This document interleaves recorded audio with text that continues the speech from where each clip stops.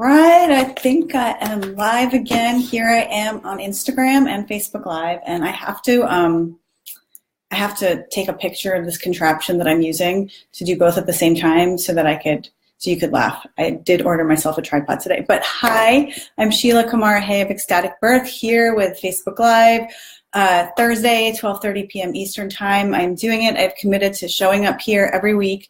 Thursdays at 12:30, and I really want to thank all of you for your love, encouragement, support, and uprides. It is so important for this work to get out into the world in a bigger way, and this is my way of doing my part to get it out there. So today, we're going to be talking about pleasure in birth. Is it a real thing? Is it an oxymoron? Is it selfish? Like, what's the deal with pleasure in birth? But before we dive right in, for those of you that are just getting to know me, I'd love to introduce myself. I am a mother of 3 kids. I have experienced the traumatic side of birth. I have experienced the ecstatic side of birth. And for the past 10 years, I've been working with expectant mamas to help them have more empowered and pleasurable birth experiences. And I also train birth practitioners to do the same with their clients. So my work is twofold. And I'm inviting both ends here. I would love to have birth practitioners on these Facebook Lives asking me about how to share this work with their clients. I would love to have expectant mamas here asking me about how they can elevate their experiences in birth. So please spread the word. If there's someone who you think should have this information, I would really encourage you to share it, and I would ask you to share it. So, pleasure in birth. I thought it'd be fun to talk about this from the perspective of like the questions that I get asked all the time. And the first is like, you know, people look at me like a little funny, like after I tell them what I do, like pleasure in birth, enjoying birth. Isn't that an oxymoron? So I'd like to talk about that piece first. Is pleasure in birth an oxymoron? So yes and no.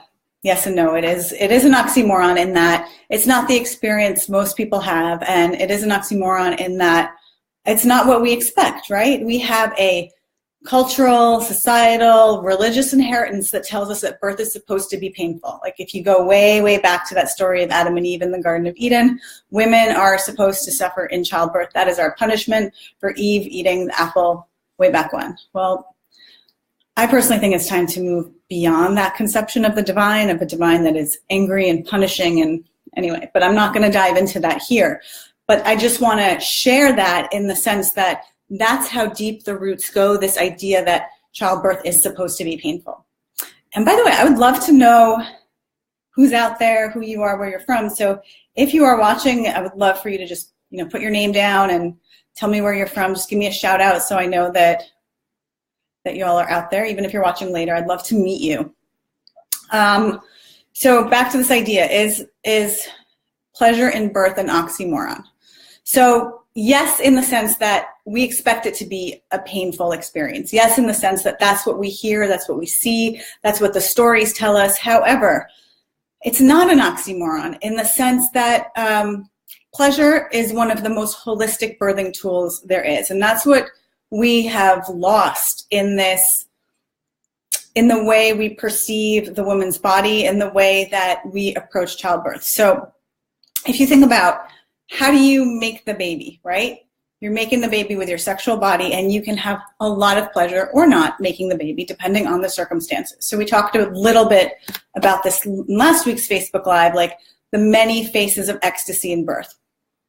So when you're giving birth, it's part of the same continuum, meaning that you're using the same body parts, you're triggering a lot of the same hormonal processes as when you're making the baby, when you're giving birth. So it's part of the same continuum. However, in our society, we look at everything like related to sexuality as being in one corner and everything baby related being in another corner. And they are kept very, very separate. And to mix the two to an extent is considered inappropriate. That's a reflection of our skewed relationship with our sexuality. That's a big healing that we're undergoing now, and we're starting to see that healing happening as all kinds of stories are emerging in the media. So, but this idea that like it's inappropriate, anything baby related is like clean and pure, anything sexuality related, not so much. is what really keeps that idea of pleasure in birth as feeling a little bit weird or off. But if you really think about the fact that you're using the same body parts to birth the baby as you do to make the baby, that you're triggering a lot of the same hormonal processes. It's actually part of the same process. It's not separate and distinct. You make the baby, you gestate for 9 months, you birth the baby. So birth is actually a part of sexuality. And that, when you think of it that way, it's almost like, of course it is. Don't be ridiculous. Of course it's a part of our sexuality. But again, that's not how we understand it culturally. It's not how we treat it medically. It's not how we approach it in general. So that's a big part of the rift that I am trying to heal in the work that I do, is to make people aware that pleasure is actually the most holistic birthing tool there is. So next question, isn't that selfish? Pleasure in birth? Like, why would you focus on pleasure in birth? Why wouldn't you focus primarily on the well-being of the baby, on the safety of the baby, right? Well, first of all, we have like a very self-sacrificing mentality we have had over the past thousands of years in relation to women. Women are the nurturers, the caregivers, the caretakers. We put everyone else's needs first. We put our needs last. What does that do? That depletes us. It makes us unable to care for everybody else. So using that oxygen mask model that the airplanes give us, you have to take care of yourself first before you can take care of anybody else. So taking care of the mother, taking care of her experience, making sure she has a good experience is integral to the baby's well-being in the future. And it's also integral in terms of how the labor flows. And that's kind of what I want to lay out to you for you today, is how pleasure is the most holistic birthing tool there is. So many of you might be familiar with Pitocin, right? Pitocin is a drug that is given to induce labor. So if you are deemed as being beyond a certain due date, or like if your doctor wants to jumpstart your labor, they'll give you Pitocin. Pitocin is also used if your labor is taking too long or sluggish or not progressing in a manner that somebody deems appropriate. They'll give you Pitocin to move your labor along. So what is Pitocin? Pitocin is a synthetic version of oxytocin. Oxytocin is the hormone your body naturally secretes when you experience pleasure.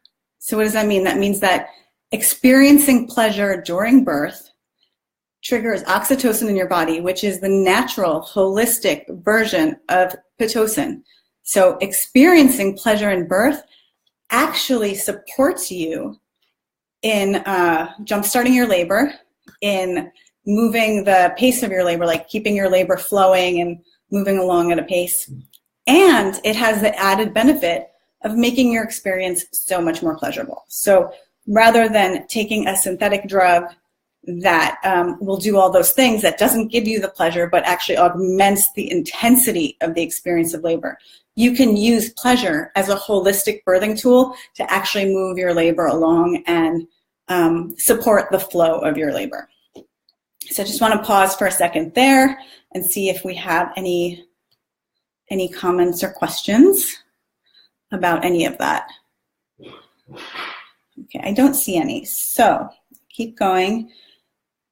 Oh, okay, so not only does pleasure support better outcomes for the birthing mom, but I just do want to speak for a moment about birth workers. So if you are somebody that is supporting expectant mamas, most likely you are super duper drained. I work with birth workers all the time, and birth workers have that kind of like nurturing, mothering mentality. That's the role that they're in, to take care of the expectant mamas, but that can be a very draining experience. So if you're a birth worker, learning how to use pleasure as a holistic birthing tool to support your clients and also support yourself in supporting your clients, it alters that interaction. So you're able to source pleasure within yourself, which nourishes your own body, and then support somebody else with pleasure, and that supports the flow of their labor. So pleasure is really a powerful tool for birth workers as well, for themselves personally, as well as for their clients professionally. So I do want to share that.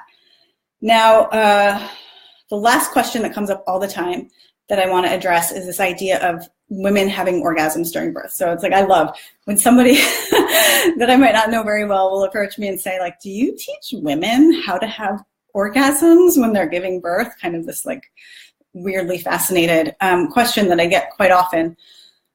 There are two ways to think about orgasms in birth, right? So one way is orgasm is a birth tool. So just like we were talking about pleasure, and pleasure can be sexual and it can be non-sexual, and the entire spectrum of pleasure is available to you to support you in your birth. However, you can use orgasm as a tool to help you jumpstart your labor, to help your labor progress.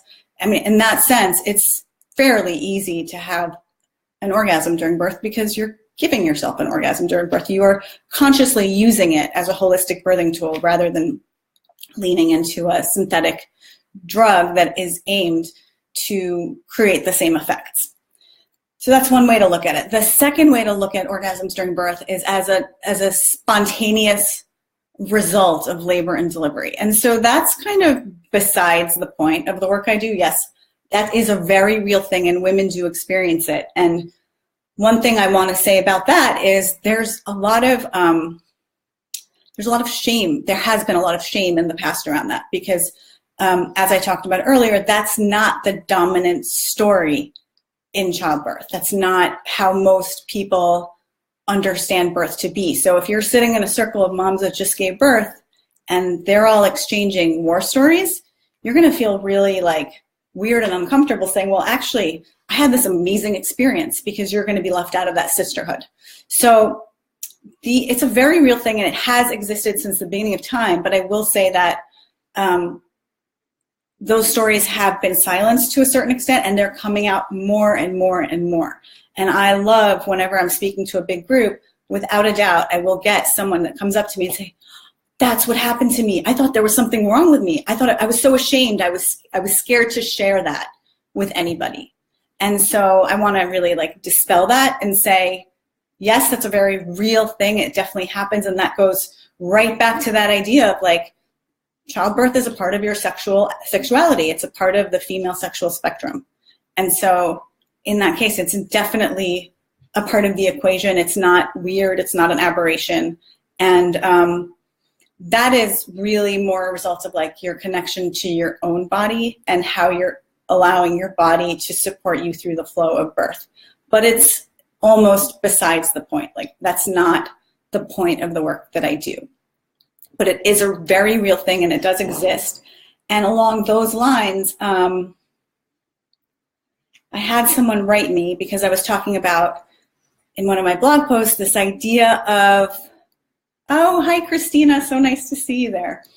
I was talking in one of my blog posts, something that keeps coming up and time and time again is this idea of like, is ecstatic birth another thing that women now have to achieve? Which, no, it's not. So it's ecstatic birth is an ideal meant to elevate a woman's conception of what's possible in birth. Ecstatic birth is an inspiration. It's a way for you to have to know what's possible, right? Just like we were talking about these ideas of orgasms in birth, that is possible. And that's something that most women don't know is possible. So what was I saying? I lost my train of thought. Okay, I got it. So with this elevation, it's an ideal, right? To a certain extent, but it's also a very real thing. So it's kind of like, if you are dreaming of having like the partner of your dreams emerge into your life, right? Some people get that, some people don't. It's just the way it is with ideals, right? That you don't have any control over how that is in life. And that's the same thing in the work that I'm doing. But I had someone write me and say, that's disappointing that it's not more commonplace. And do you think that it will become more commonplace? I'd like to think that, you know, this woman wrote, I'd like to think that this is a natural part of how birth was designed. And do you think that we will ever get to that point where it could become more commonplace? And so my answer to that question is yes. And I already think that it is becoming more commonplace. When I was giving birth to my youngest child 10 years ago, there was really very, very little information about this. And now through so many people's good work, there's a lot of awareness being raised about pleasure in birth and about what's possible for women and what the ideal conditions are for a woman to give birth in and how to honor the woman's body. And so I think as that awareness gets raised and our systems and our society and our culture shifts to accommodate that and to really take that into account, I think they will become more commonplace. And one of the things that I think that, yes to pleasure in birth. So fun to see these comments. Thank you, Christina. One of the things that I think as the awareness gets raised and once women become more and more aware that this is possible, once more and more practitioners get trained in this, once, my desire, one of my dreams is to be able to go into labor and delivery wards and train all the staff in terms of how to use pleasure as a holistic birthing tool, both to nourish themselves and to support the women in there. And just that vision gives me chills because that could really transform things. That can really move us to a place where we can learn how to honor the woman's body. And I think that's the point that we're in right now in society, is we're really thinking about what does it mean to honor a woman's body? What does it really mean to honor a woman's processes? And that is, we are in the flow of that right now. So I for one, am very optimistic that ecstatic births, all kinds of pleasure births will become more and more possible for women, that there will not be so many obstacles that women have to overcome. So that is what I had prepared for you today, but I do want to check in and see if there are any questions or comments or anything that is emerging around that for today. I'm going to check here too. Oh, fun. I didn't see all these Instagram comments. Sorry, Facebook, give me one sec. Oh, so fun to see so many people online. I'm really, really excited that y'all are here and you're listening to this information. And I would say like a big piece of it is just disseminating it. Let's get the word out there that pleasure is possible in birth. Let's get that word out there, whether it's to practitioners, whether it's to expectant moms. Let's really start talking about it as a very real possibility for women. And not just a possibility, it's so simple to use pleasure in your birth to support you in your flow and to elevate your experiences. And I actually wrote that blog post last week. It's, you know what, maybe I'll put the link to it in the comments later so that you have access to it. But if you go to my website, which is ecstatic-birth.com, you'll see a blog post called A Very Simple Strategy. And the strategy, I can sum it up right here. It's like, just think about what gives you pleasure in life. Notice as you go through your day, using all your five senses, what are the things that give you pleasure? And think about how you can integrate that into your birth experience. Whether it's a scent, a sight, music, whatever it is, you can start to integrate those things into your birth. And that in and of itself is just a very simple way to elevate the quality of your experience. All right, so I do see a couple of questions. Do you see hospital staff being open to training? That would be amazing. Let's hold space for that. I do. I'm seeing a ton of movements towards wellness, towards women's health, and I am starting to see them infiltrating into like more traditional settings. So while that might seem like sort of a pie in the sky right now, I do see that becoming more and more commonplace. So yeah, that would be amazing. And I have had nurses tell me that they aren't even trained in natural birth at all. That'd be amazing. Yeah. I think it would be amazing for women to really, or for people that are supporting expectant moms to really understand how birth is a part of a woman's sexuality. I think that's really a huge missing link, and to be able to heal that rift and to not have that be something that people think is weird. Because when you really stop to think about it, of course it's a part of a woman's sexuality, but the idea of a woman having orgasms during birth feels really weird to most people. So I think we really need to start to heal that rift. So I'm so grateful that you are here. I'm so grateful that you are watching this, whether it's live or later. And please, if you have any comments, if you have any questions, please put them in here. I would just love to know how I'm doing. I would love to know what you got that you think you can incorporate into birth plans, whether it's for yourself or for your clients, what you're receiving here. And also, if you have any desires for future Facebook Live, Instagram Live topics, please leave me a note below so I can definitely keep that in mind. So that's it for today. Such a pleasure to be here, and lots of love to you all.